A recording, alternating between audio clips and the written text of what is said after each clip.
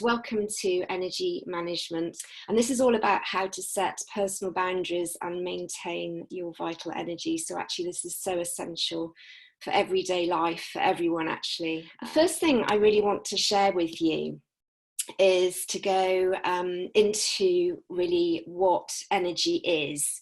So energy is all around us, as you're probably already aware. Science says that energy can't be destroyed, it can only be transformed in actual fact. So if we were to look at our hands through a powerful microscope, you would actually see that your hand is pretty much invisible, because we're all made up of carbon, different elements, atoms and molecules bound together by bonds, which is all about energy, all different types of energy. So everything really is invisible to a certain degree. What's so lovely is in our daily lives, one example of where we see energy in its different frequencies and waves, if you like, is when we see a rainbow. So that is an example where energy is being split, and that's the light coming through droplets of water in the air. And then we get to see all the different frequencies of energy as colour. So that's a really nice example for us to remember that actually energy is all around us. And in terms of personal energy, our energy is represented by our aura. So what we can do is imagine that our aura stretches out to about as far as we can stretch our arms. For some people, it could be wider than that. And this is where we hold our personal energy field. And maybe think of some of the times where you walk into a room of people and certain individuals stand out to you because they're really charismatic. I'm sure we've all got friends that are like that. And this is probably because their aura, their vital energy, is really bold, but it's healthy as well. So they've managed to maintain their energy really well. So it's full, it's vital, it's vibrant. But somebody that might be going through stressful times in their lives may have a much more shrunk aura. So our aura can expand and it can shrink depending on how we emotionally feel. So our auras are very much affected by internal things going on in our minds and our emotions, and also external things. So the environment and where we put ourselves in, what situations we put ourselves in, who we spend our time with. So this is a lot what I'm going to be going into in a moment, because it really does affect our aura and our vital energy. So our aura is maintained and produced and sustained by our chakra system. So I don't know if any of you have heard about your chakras before, but this is talked a lot about in yoga. And so we have 7 main chakras in our body, and the system is very much like a map, an energetic map of the body as well. So I printed off this map here, which I'll show you in a moment. But first of all, I'm just going to show you a slide about the chakra system. So as you can see, you have 7 main chakras going from the root of the body up to your crown. And the one we're going to focus on today is the solar plexus. So this is actually positioned in the kind of center of the body, just below the it's kind of on top of where your stomach is, so where your rib cage splits. So it's about here, if you can see, I've just adjusted the screen there. So this is where your solar plexus is. And this is important because in the body, this is where a lot of the nerve endings collect together. And so when we put healing in this area, we can allow that healing to spread to the rest of the body because it's near the aorta and a lot of the nerve endings in the body. So the solar plexus is a really important chakra. They're all really important, but for the purpose of body management, energy management and maintenance, it's really important to know where the solar plexus is. So going back to the chakra diagram, the slide that we have here, chakra means wheel in Sanskrit. So they're very much like like rotating vortices, if you like. So energy from the external world comes in and it goes out of the chakra and it feeds the body and it feeds our aura. So they are like distribution centers. So what I'm going to do now is show you a picture I printed off of the UK. And the reason I'm going to do this is it's interesting analogy, because what I like to think of is, if you imagine you as a person, you are like the UK, the country here. So your aura is a bit like the outer edge of the coastline, okay? So energy will come in, a bit like shipments will come in to the country and meet this border on the outside. But inside the country, you've got cities and villages, which I've circled. I don't know if you can see in the biro. So obviously like Bristol, London, Glasgow, Leeds, York, all these places. And they are like the chakras. So they are like mini distribution centers. So if you imagine in the country, in your person, you have these chakras, which are like cities or villages, and they have distribution centers in them, a bit like warehouses, where the energy comes in as a package, and it's then decided where it's going to be sent in the country along the roads and the highways. And those roads and highways are like meridian lines in the body. So it's quite a nice analogy to use that. So going back to the chakra slides, just to reiterate that. So what we're talking about here is each chakra is like a city or a village, and energy comes in from the outside world and our internal thoughts as well, and then it's distributed to the organs of the body. So as you can see, the chakras are positioned in certain areas of the body. So the root governs a lot of the sexual organs, and the bladder and the lower abdomen and intestines and all of those organs at the lower half of the body, also the hips and the ligaments down there. So if energy isn't flowing well in those areas, there can be a blockage, and that's where dis-ease can then set in. But for today, we're going to focus on the solar plexus, which is more to do with the upper stomach and upper intestines and the diaphragm. So we're going to talk about how we can use this in terms of looking after our vital energy, because this is like the front door to our house. The other analogy I like to use is that imagine you are a castle and you've got this wonderful big wooden door that you can let down, and people can walk across the moat and you can say, yes, come into my castle. Or you can pull up the drawbridge and say, no, actually, I don't want you coming into my castle. So this is where we can start to think about personal boundary setting. So the solar plexus is the front door to your aura, your chakra system, and your personal energy. Okay, so that's the first really important point to understand. This is why in martial arts they use the solar plexus a lot to push energy forward when they're doing those moves, a bit like in the Karate Kid film, with those movements. They breathe through the solar plexus and put that energy outwards. So the solar plexus is used as a power source in martial arts as well. So it's up to you as working mums to decide, where are you going to put your energy? Who are you going to let in the front door of your castle, or who are you going to turn away? Nicely, there's ways of doing it, but who are you going to turn away?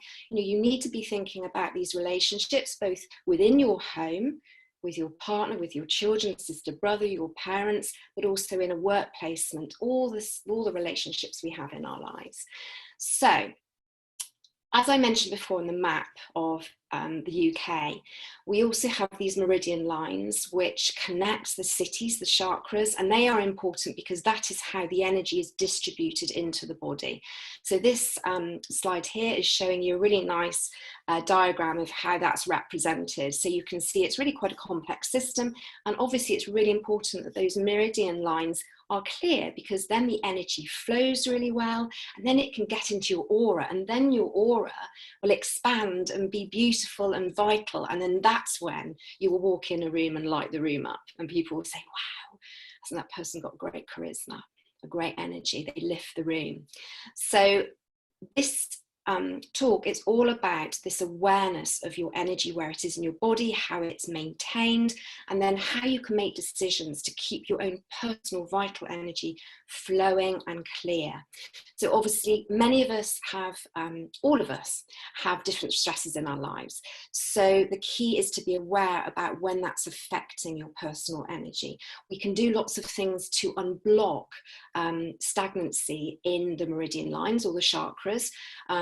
For example, acupuncture uses meridian lines, crystal therapy, you can place stones on the chakras.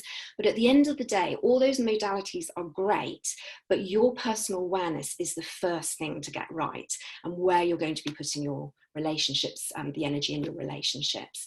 So don't worry if you do get dis-ease in your body. I like to split that word from disease. It's because your body's actually being kind to you. We always think, oh, why am I ill? You know, that's a bad thing. But it's not. It's actually your body signaling to you that there is a blockage in either the meridian lines, the chakra, the aura, a thought process, a mental attitude, or an emotion. So use that and be inquisitive and curious about it, so you can then peel it apart and unblock it. So that was just something I wanted to slip in there.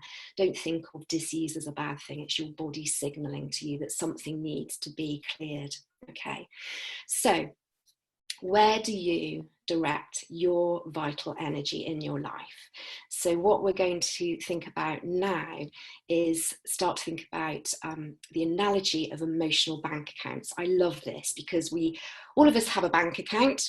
We put money into the bank account, we put credits in, but we also take money out when we need it. So this analogy is lovely because all the time in our lives, all the different relationships we have, the different interactions, whether we're at home with the children, whether we're, working mum and we're popping into the office or working from home, we have all of these interactions, both physically and online now, because we're all doing a lot more online. And all the time, it's an assessment of how well balanced is your solar plexus, your front door to your castle. Are you making those good decisions about who you're letting in or out, and where you're placing your energy? Now, we can all relate, I think, to having a friend in our social circle who we love to see and we love dearly, but maybe when we see them, we come away feeling quite drained. This is an example of where some people suck our vital energy, and there may be a good reason for it, and we may be quite happy for them to do that for a bit. It's a bit like we agree an overdraft facility with the bank manager in a way. But the important thing is that you come away and you recharge yourself, that you're consciously aware you might be giving out your energy and being, thoughtful and giving in that, but you need to draw a line and be aware of when you're doing it and how much you're going to continue doing that. Come away, recharge yourself. Maybe it's taking a bath, having a nap, having an early night, reading a book, going for a run, cooking, lots of different things for different people. But you need to be aware that you need to recharge. So yes, we can agree an overdraft with our bank manager, but we still need to be aware of where we're putting our energy. You do need to pay back the money eventually. So it's all about agreeing your own personal limits here. Okay, and watching whether your money stack is really going down or whether it's nice and healthy. Because then once you're aware of that, you're able to keep your vital energy at a really lovely optimum level. And that means that your body is fully prepared to heal itself. When we sleep at night, our body uses our vital energy to heal. And we need to give it the best chance possible, because then we won't have so much disease. Okay, so in order to live a really healthy, optimum life, one of the things that you need to do is start to think about where you're putting your energy in the different situations. I've got a nice slide here of a typical kind of meeting, if you like, in a work environment that working mums might find themselves in, going back into the workplace. I'm going to open up the option, if you'd like to use the chat facility, you're very welcome to answer this question. So I was going to ask, who do you think is making credits and who do you think is making any debits in this scenario? The more I looked at this picture, I thought it was really quite interesting, because what we've got going on here is the lady in the middle with the blonde hair looking quite focused, forthright, in what she's talking about. But the individuals around have got some quite different looks on their faces, different expressions. So yeah, which people do you think are making debits? So they're actually not boosting their vital energy, and they may be leaking energy or draining their energy in that scenario. I'll talk through a little bit about maybe my perspective. If you do want to chip in, feel free on the chat. So I think personally, of course it's all perspective, but the person in the black jumper at the back is looking a little bit unsure. So there may be a little bit of a personal boundary situation going on for him. I'm not sure that he's actually getting credits at the moment. He might be using debits. Interesting, the lady half off of the page, who is smiling and looking down at the lady in the middle with the dark hair, you could think, oh, she's fine, she's positive. I'm not sure she is. I think she's rescuing the situation. I think she's wanting to appease the lady in the middle. So this is where, the more you think about it, the more you can get into the subtleties of your interactions. So a lot of us, me included, have a tendency to want to harmonize situations with people. I don't like conflict, and I grew up wanting to rescue people. So when I became a therapist, this was something I needed to work on, because I can't rescue people. I can offer my experience and knowledge and skills, but I can't rescue people. I need to empower people to heal themselves, and that's why I'm here. So her there, I think possibly there could be some rescuing going on. So rescuing is another way that you can drain your vital energy.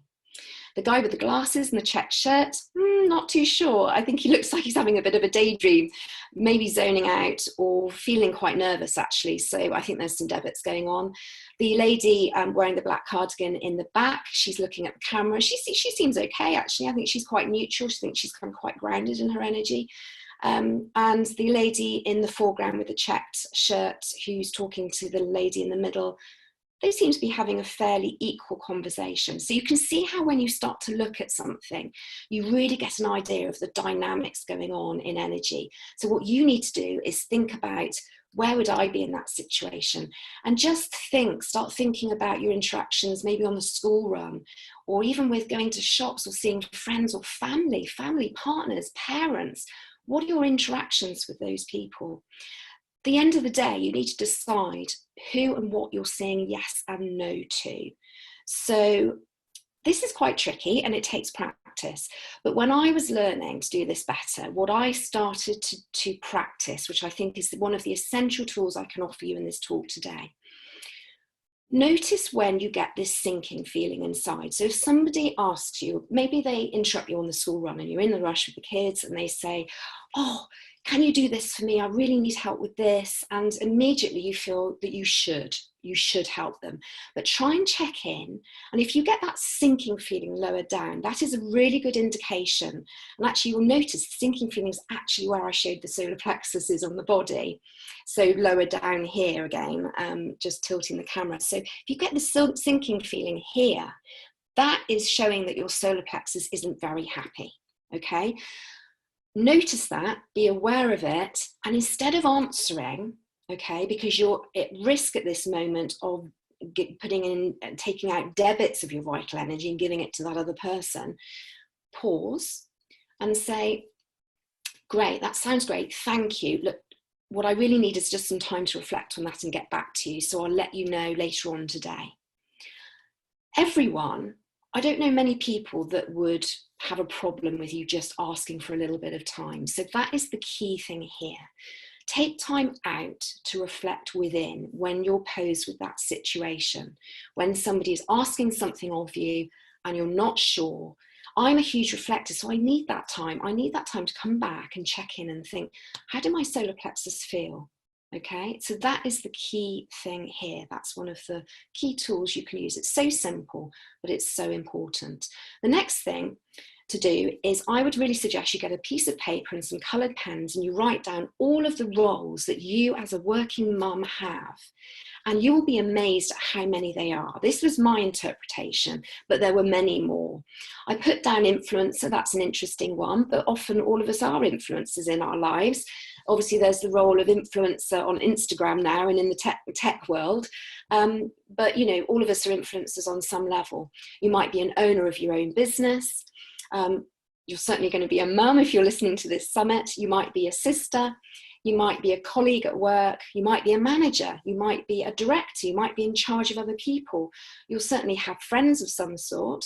You might be a daughter. You might have parents still and be a daughter in that role. And that role never really finishes, even if your parents aren't here with us anymore. And a partner. So you may be married or just living with somebody. So all of those roles are so important. And these are the places where you could be giving out your vital energy to.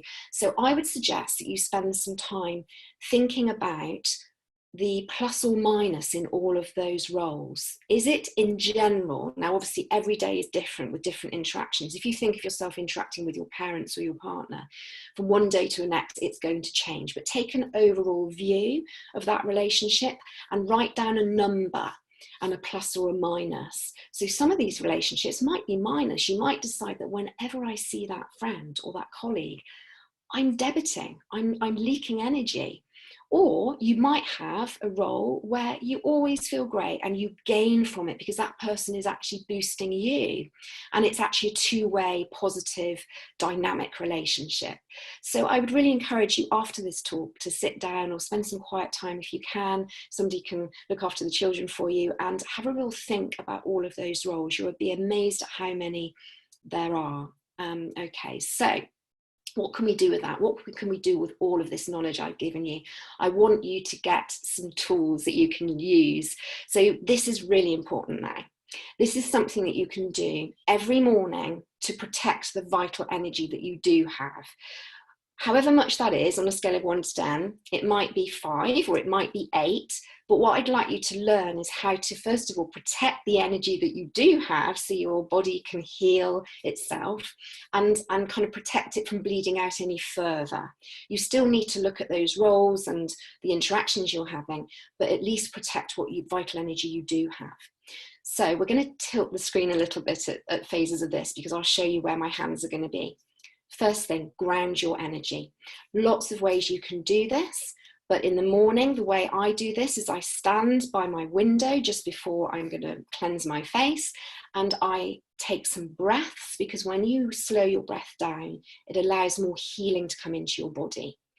Take some breaths and imagine, close your eyes and imagine you are creating cords from the bottom of your feet down through the floor of the house, down through the rock strata, the earth, into the core of Mother Earth. And then fuse that cord to a wonderful molten core in the middle, or a big boulder, or wrap it around the boulder. And you can give this cord a colour.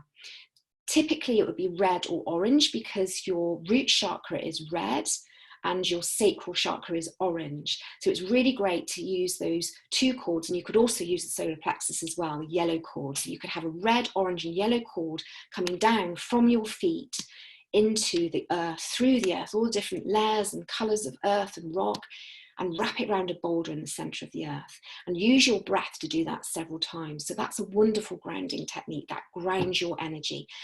If you're grounded, you're more likely to be able to work through the other chakras efficiently and effectively for the rest of the day, and also tap into inspiration.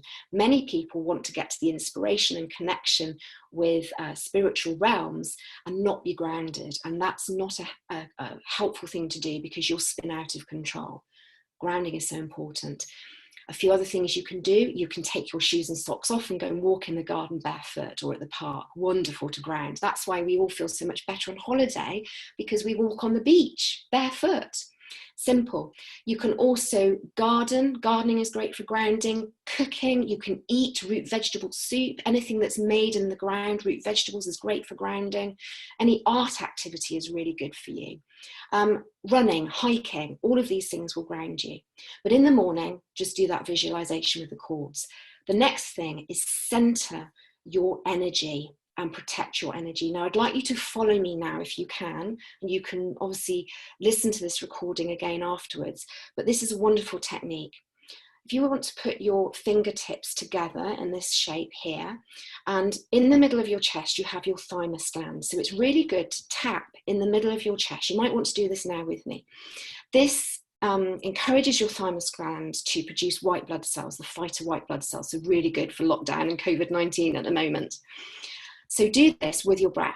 I'm going to be talking, but if you can, breathe while you're doing these positions deeply and through your heart and chakra, your chest. Tap. What I want you to do is take a breath in. As you breathe out, draw a spiral and bring it out to about the size of a saucer on your chest. Okay, and we're going to do that 3 times. Tap in the middle, breathe in. Breathe out and draw your spiral. Now what I want you to do, because this is centering your energy, I want you to imagine a colour that you need today, right now. Not a colour that's your favourite colour, but ask your body, what colour do I need today to support my vital energy? And I want you to imagine that you have a pen or paintbrush in your fingertips. And we're going to do it one more time. And as you draw the spiral, you're going to imagine that colour. So breathe in. Breathe out, spiral, with the colour. With the colour. Imagine that spiral of colour. Now I'm drawing anti-clockwise as I imagine a clock facing me. So it's going to be reversed for you. You'll find that there is one way that will feel better for you. Trust your instincts, which way you do the spiral, and use that colour. Now when you get to that outer edge of the colour, that outer edge of that saucer size is actually the outer edge of your aura. So next time you do it and you draw the colour, imagine that you're now reinforcing that colour in your aura, the outer edge, that coastline of the UK. So I'll do it one more time. Breathe out and spiral. Colour, spiral to the edge, and now reinforce that colour around the edge several times. Now, as you're doing this now, just think about, is there an area of that outer edge of your aura that is weak? So for me, it's always a little bit on the right-hand side. And what I do is I imagine that I'm plastering over, like literally putting a plaster on a wound, more of that colour. I'm reinforcing that colour. So you might find there are little holes in your aura, weak areas, reinforced with that colour. And you can put sparkles in if you like as well. Now it's such a great exercise because I notice every morning the colour I need is different. And I believe this is related to the chakras. Your body is speaking to you about which energy centres require reinforcement. So please do this, it's just wonderful. The next thing, so what we've done, we've grounded with the cords, we've centred our energy using the spiral, and we've protected with colour. So I invite you to do this every morning if you can. I actually do it, link it to an existing habit, whether it's brushing my teeth, I do it before or after, or cleansing my face, or before I make the bed. So it's good if you can link it to an existing habit, because if you do that, you are more likely to sustain this vital energy with your discipline. And it does require discipline. This doesn't come easy, but once you get that habit, and I think they say it takes about 30 days to install a habit, it will become regular. And then you will be able to maintain this for life. And what I want to offer you in this talk is real tools for you to maintain your vital energy, as well as think about how you can have better boundary setting with your interaction of others. A final thing that I want to show you, which actually comes from Reiki training, and I'm a Reiki master.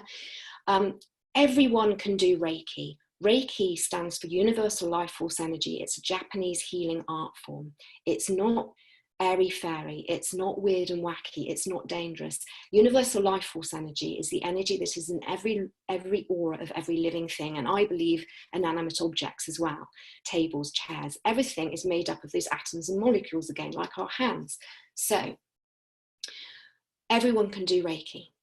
When we're Reiki trained, we are given sacred symbols, which means that we are allowing the Reiki energy to flow more readily through us, like a straw that allows water to be sucked up through it from the glass. But everyone can still do some Reiki. So if you feel you have lost your vital energy during a day, maybe you forgot to protect and center your energy with a spiral, I invite you to do this self-healing exercise. Put your one hand on your solar plexus again, which is where I showed you last time. So just here, where your ribcage splits. Put your other hand in the center of your chest. This is your heart chakra. So not where your heart is, the center. This is the self-healing position for Reiki in Reiki level 1. Now, when I went through a very difficult transition in my life years and years ago, and I divorced from my husband, I would go to sleep at night in this position because often I would have things going around in my head and I couldn't switch off. I honestly, from my heart, swear to you, I couldn't have got through that transition in my life without this self-healing position. I would eventually fall asleep in this position. And what it does, it encourages more universal life force energy, vital energy to flow into your body, through your heart and your hands, into your solar plexus, where the nerve endings are, and it will help to heal you. It will harmonize your energy, help to clear blocked energy, and it will bring calm to you. Why do you think it is that when you watch next time you're with some friends, and if they're talking about an emotional story, they do this? Very often people do that. Why is it that when we hurt ourselves, the first thing we do is we touch the cut or the wound? It's because there are chakras in the palms of our hands and also in our heart chakra, and we're connecting energy. Okay, universal life force energy. So that is my other offering to you, the self-healing technique. I do really hope that this has been a useful tool. I love sharing this information with people. It does come deeply from my heart. And I believe I am here as a therapist to help people heal. I'm not here to rescue and be an emotional crutch for people. I say this to all my clients. They come to me in Bristol and I say, I'm here to impart knowledge and tools so you can learn to literally heal yourself and take responsibility for your own life and vital energy. What I've been doing, I've been busy in lockdown because I've been putting all of this in a new course. And it's the first module in a series of 3 courses. It's now available on Udemy, and I'm offering this at a reduced price for this summit. So you can see here on the slide, it's called Ignite Your Healing Power, or Ignite Your Healing Potential. And in that course, it's over 4 hours of material. And it goes into much more detail about the chakras, how you can use crystals to help heal you, the law of attraction, heart coherence, quantum field theory. So you can put all of that together into what is a wonderful toolkit for life. They really should teach this to children at school. Self-healing, vital energy management, it is so key. And it does come from my heart because I really believe these things can make a difference to people. So thank you so much. It's been really lovely sharing this all with you. And as I say, please do spread the word and share any of this and watch the recording again, share the recording with friends, and you can have a look at my website, email me, ask any questions,